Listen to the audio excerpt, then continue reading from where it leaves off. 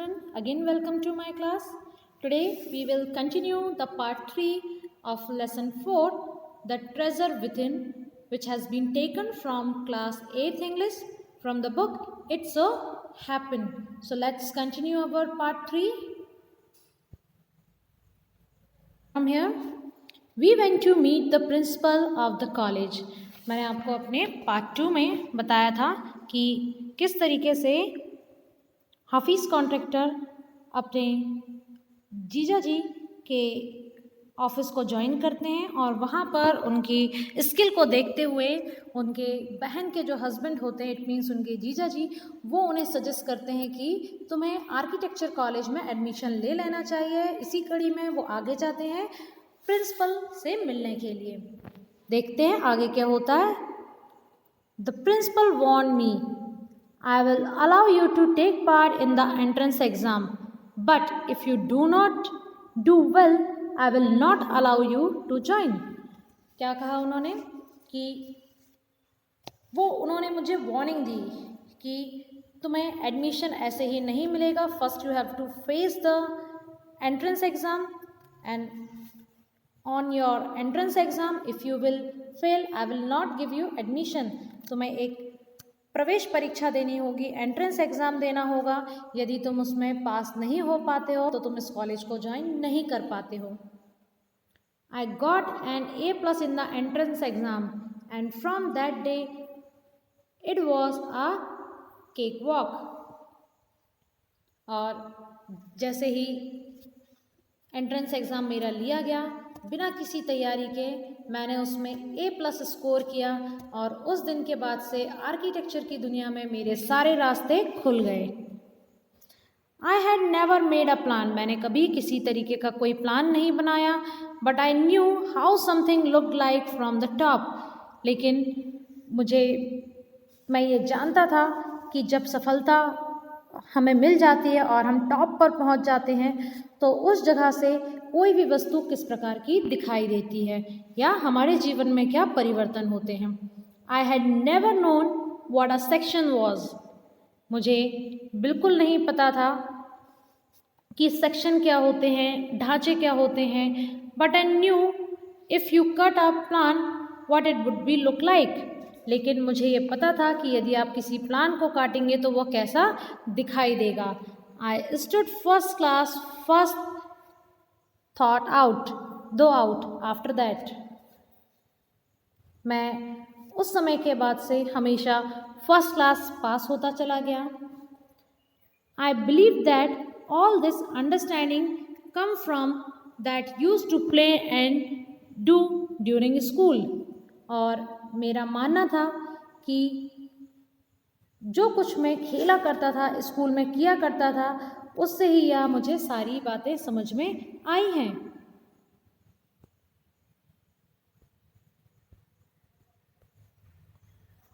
I had a friend called Behram Devecha. We used to have competition between us for designing forts, guns and ammunition. Each of us would design something in an effort to be different. मेरा एक मित्र था, वो यहाँ पर बता रहे हैं हाफिज़ कॉन्ट्रैक्टर, जिसका नाम बहरम दिवेचा था, और हम आपस में फोर्ट मतलब किले, गन्स बंदूक और अम्यूनिशन इट मीन्स गोला बारूद आदि के चित्र बनाने की आपस में प्रतियोगिता किया करते थे, कंपटीशन किया करते थे। और हम दोनों कुछ इस प्रकार से अलग अलग डिज़ाइंस बनाने की कोशिश किया करते थे। School when I was in second और third standard, one of my teacher Mrs Gupta saw my sketches and told me, see, you are useless in everything else, but your sketches are good. उन्हें अपने school की एक बात याद आती है और वे बताते हैं कि जब मैं स्कूल में सेकेंड या थर्ड क्लास में था तो मेरी एक टीचर थी जिनका नाम मिसेस गुप्ता के नाम से सभी बुलाते थे, और उन्होंने जब मेरी ड्राइंग्स, मेरे स्केचेस को देखा तो उन्होंने मुझे बताया कि देखो, तुम बाकी सभी विषयों में बिल्कुल बेकार हो, लेकिन तुम्हारे जो स्केचेस हैं वो बहुत अच्छे हैं। When you grow up you become an architect, जब तुम बड़े हो जाओगे तो तुम एक आर्किटेक्ट बनोगे, एक वास्तुकार बनोगे। I did not know at the time but she was right. मुझे बिल्कुल उस समय ये पता नहीं था कि वे ठीक कह रही थी। Later after I became an architect I went back to meet her and tell her. लेकिन क्योंकि जब आज मैं कुछ समय के बाद एक वास्तुकार बन गया तो मैं उनसे मिलने गया था और मैंने उन्हें बताया था। अभी इंटरव्यू यहाँ पर कंटिन्यू चल रहा है। The interview is going on. Bela Raja, why do you think you did not like studies? उन्होंने उससे पूछा कि आपके विचार में आपको पढ़ाई क्यों पसंद नहीं थी, या क्या रीज़न था जिस वजह से आप पढ़ाई से भागते थे। Was it because you felt you could not cope, could not deal with the curriculum? क्या यह इसलिए था क्योंकि आप महसूस करते थे कि आप उसके साथ, पढ़ाई के साथ नहीं चल सकते, या जो आपका पाठ्यक्रम था, जो आपका करिकुलम, जो सिलेबस था, आप उसमें कदम से कदम मिलाकर आगे नहीं बढ़ पा रहे थे? तो देखते हैं हफीज़ कॉन्ट्रैक्टर यहाँ पर क्या कहते हैं। I was very bad at language, science and geography. I could not deal with maths, was very bad. उन्होंने क्या कहा कि लैंग्वेजेस में मेरी बिल्कुल रुचि नहीं थी, भाषाओं में। मैं विज्ञान और भूगोल को ठीक ठाक पढ़ लेता था, लेकिन मेरा गणित बहुत ही ज़्यादा खराब था। As I had already mentioned in the part 1 that Mr. Hafiz Contractor was afraid of maths. He had a nightmare. I just was not interested. I was studying for the sake of studying. उन्होंने क्या कहा कि मैं केवल खाना पूर्ति के लिए पढ़ता था, और आज जो वे मुझे पढ़ाते थे मैं 2 दिन में भूल जाता था। मैं परेशान नहीं होता था क्योंकि उसमें दिमाग का प्रयोग नहीं करना पड़ता था। What they taught me today, I would forget after 2 days. मुझे जो भी पढ़ाया जाता था मैं अगले 2 दिनों में बिल्कुल उसे भूल जाया करता था। I would not bother because there was no application of mind there. और मैं बिल्कुल भी परेशान नहीं होता था क्योंकि परेशान होने के लिए हमें दिमाग लगाने की ज़रूरत नहीं है। बेला राजा, did you think that what they taught you in school was boring, or did you feel that once you understood the concept of what was being taught, you lost interest in the rest of the lesson?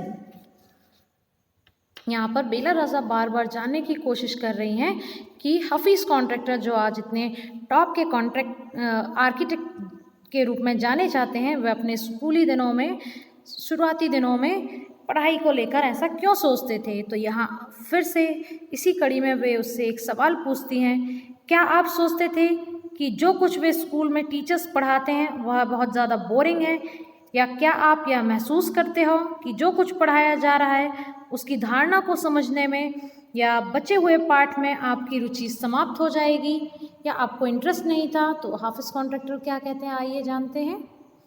Living in a boarding school is difficult. उन्होंने बताया कि boarding school में रहना बहुत ज़्यादा difficult है। Boarding school it means residential school, आवासीय school, जहाँ बच्चों को रहने की और खाने की फैसिलिटी दी जाती है और साथ ही साथ उन्हें स्कूल अटेंड करना पड़ता था। We were just living from day to day, और हम सिर्फ एक एक दिन करके वहाँ पर अपना समय काट रहे थे। हम वाकई में वहाँ पढ़ाई करने के लिए नहीं गए थे। Nowadays there are so many test. आज के समय में बहुत सारे टेस्ट हो गए हैं।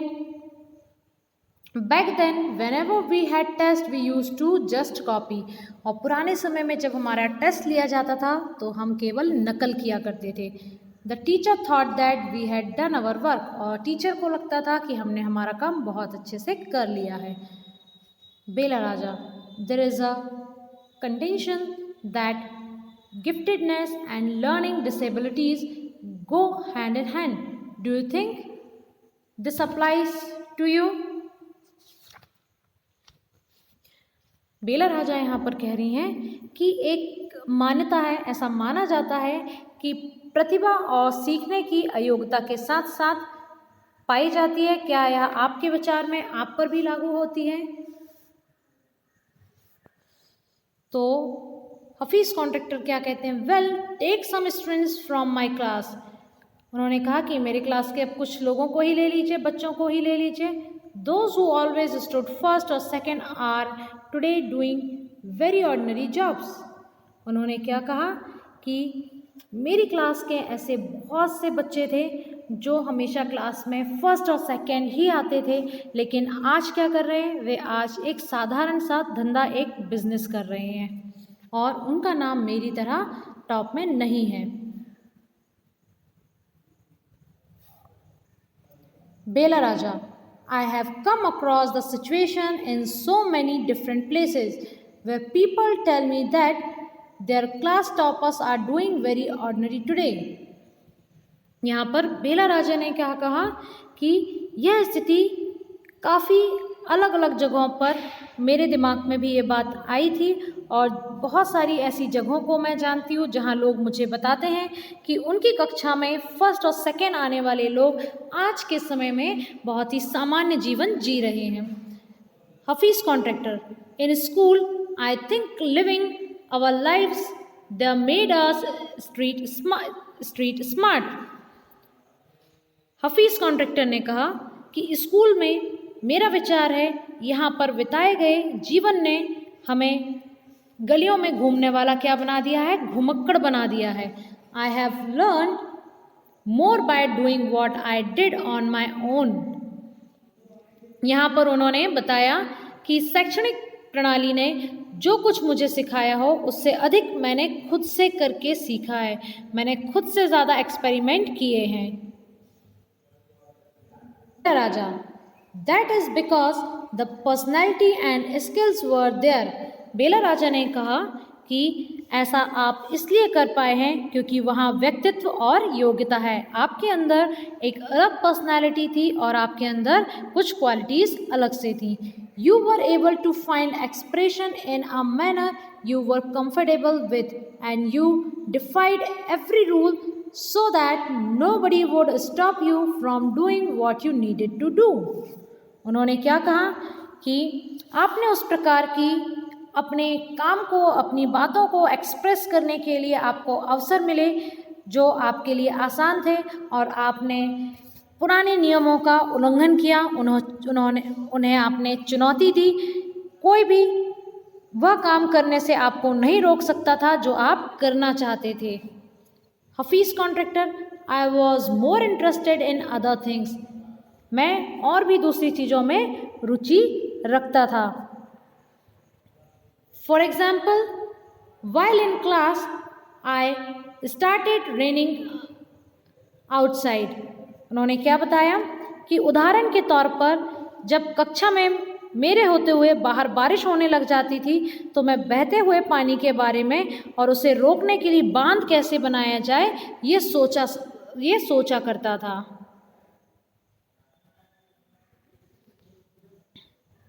I would think of the flowing water and how to build a dam to block it.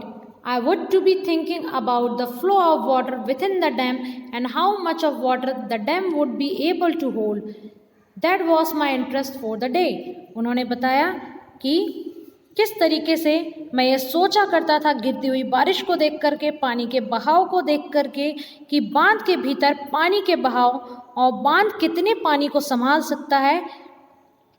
और उस दिन के लिए ये सारी चीज़ें सोचना ही मेरी रुचि हो गई, मेरा इंटरेस्ट हो गया।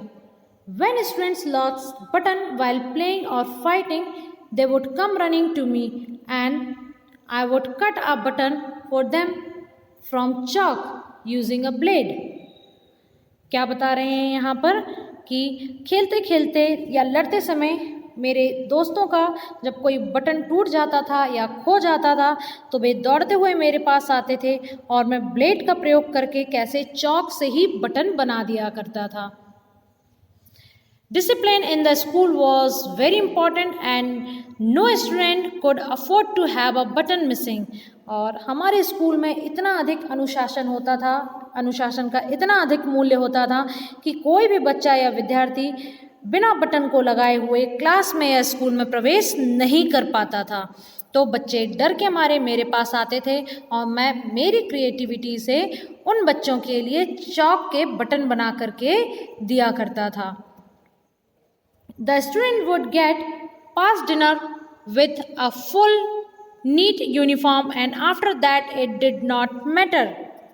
उन्होंने बताया कि जब हम भोजन कक्ष में जाया करते थे भोजन करने के लिए, चूँकि ये रेसिडेंशियल स्कूल था तो विद्यार्थियों को अपनी जो यूनिफॉर्म है उसे बहुत ज़्यादा साफ रखना पड़ता था और एक बार जब खाना ख़त्म हो जाता था, हमारा डिनर ख़त्म हो जाता था, तो स्कूल वालों को इससे कोई मतलब नहीं रहता था कि आपकी यूनिफॉर्म साफ है या गंदी है।